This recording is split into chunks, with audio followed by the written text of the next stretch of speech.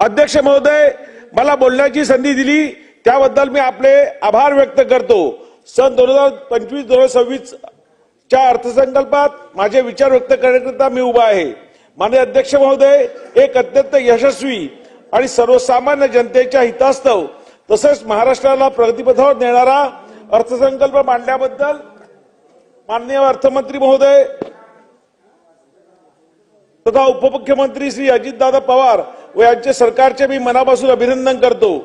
शेतकरी, शेतमजूर, महिला, युवक, सर्वसामान्यांचे कल्याण याला केंद्रस्थानी ठेवून हा अर्थसंकल्पाची उभारणी करण्यात आली आहे। महाराष्ट्र आता थांबणार नाही, विकास आता लांबणार नाही, या दृष्टिकोनातून या अर्थसंकल्पाची रचना करण्यात आली आहे। त्यामुळे राज्याचा विकास यापुढे अधिक गतीने होणार आहे असा मला ठाम विश्वास आहे। 1 फेब्रुवारी 2025 रोजी सादर केलेल्या अर्थसंकल्पात केंद्र सरकार शासनाने राज्यासाठी भरीव अशी तरतूद केली।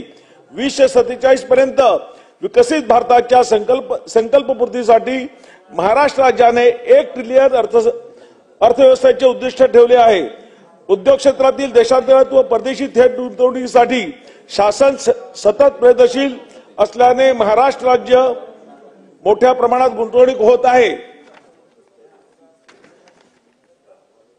माननीय अध्यक्ष महोदय, राज्याचे मुख्यमंत्री माननीय देवेंद्रजी फडणवीस साहेब यांनी नुकतेच डावोस येथे जाऊन जागतिक उद्योग परिषद महाराष्ट्राचा वेगळाच ठसा उमटवला आणि महाराष्ट्रासाठी 15 लाख कोटी रुपयाची विक्रमी गुंतवणूक आणली।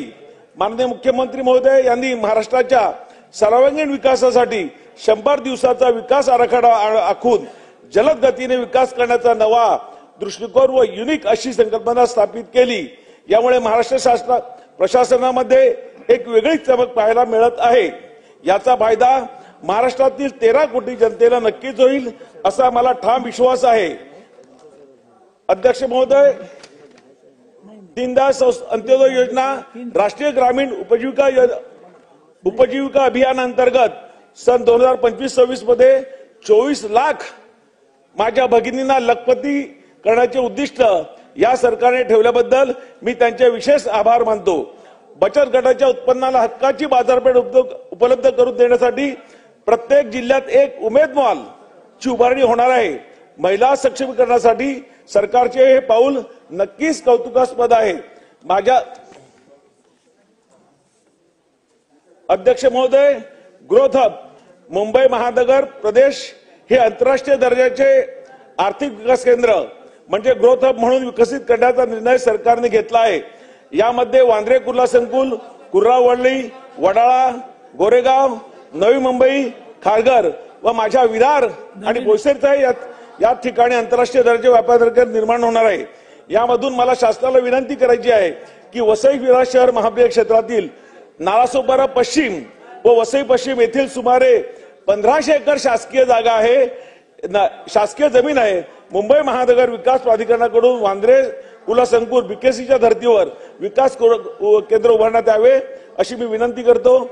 वसई विरार महापालिका हद्दीत रोजगाराच्या संधी उपलब्ध नसल्यामुळे येथे मोठ्या प्रमाणात कर्मचारी वर्ग नोकरीसाठी मुंबई उपनगर शहर, नवी मुंबई, ठाणे येथे प्रवास करतो।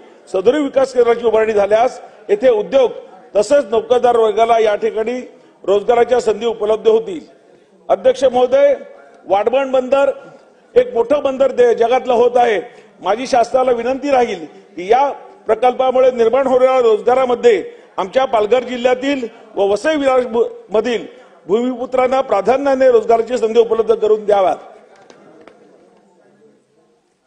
अध्यक्ष महोदय, 3582 गावांना 14,000 किलोमीटर लांबीच्या सिमेंट कॉन्क्रीट रस्त्याला जोडणारा निर्णय सरकारने घेतला आहे। मुंबई अहमदाबाद नॅशनल हायवेवरून वसई, नालासोपारा व विरार यामध्ये जोडणारे 5 रस्ते यामध्ये आहेत। या रस्त्याच्या दुरुस्तीसाठी वर्षाला 150 कोटी रुपये पॅचवर्कसाठी अध्यक्ष महोदय खर्च येतो आम्हाला। तर ह्या रस्त्याचा त्या रस्त्यामध्ये समावेश करण्यात यावा व या रस्त्याला काँक्रिटीकरणासाठी शासनाने आम्हाला मदत करावी। अध्यक्ष महोदय, उत्तन ते विरार असा सागरी सेतू व जोड रस्ता 55 किलोमीटर लांबीचा व 87,427 कोटी रुपये किमतीचा प्रकल्प हाती घेण्यात येणार आहे। याबद्दल मी शासनाचे अभिनंदन करतो। अध्यक्ष महोदय, येत्या 5 वर्षात एकूण 237.5 किलोमीटर लांबीचे मेट्रो मार्ग कार्यान्वित होणार आहेत. भाईंदर नायगाव दरम्यान वसई खाडीवरील प्रस्तावित मेट्रो मार्ग 13 सहित खाडी पुलाचा प्रस्ताव शासनाने मान्यता देऊन निधी उपलब्ध करून द्यावा व मेट्रो वसई विरारपर्यंत आणावी. अध्यक्ष महोदय,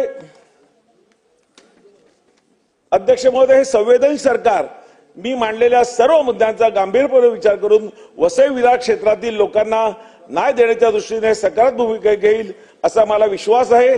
शेवटी मी एवढंच सांगेन की माननीय मुख्यमंत्री महोदय, माननीय शिंदे साहेब, आदरणीय दादा यांच्या नेतृत्वाखालील महाराष्ट्रात अजून अधिक प्रमाणात प्रगती करणार आहे आणि हे महायुती सरकार 13 कोटी जनतेच्या इच्छा आकांक्षा पूर्ण करणार आहे. मी या सरकारचे अभिनंदन करतो आणि इथेच थांबतो. धन्यवाद.